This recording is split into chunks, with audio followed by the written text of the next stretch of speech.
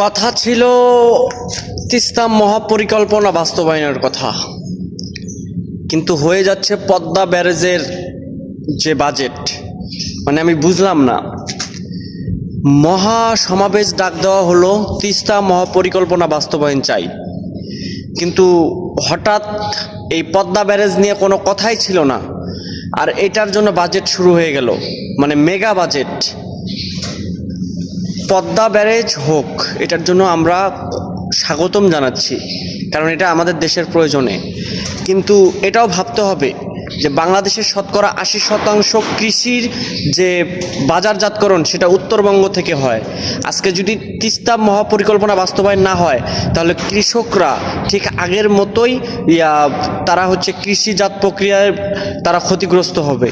তো আগে তিস্তা মহাপরিকল্পনা বাস্তবায়ন হতে হবে, না হয় রাস্তায় জনগণ আবার নেমে আসবে।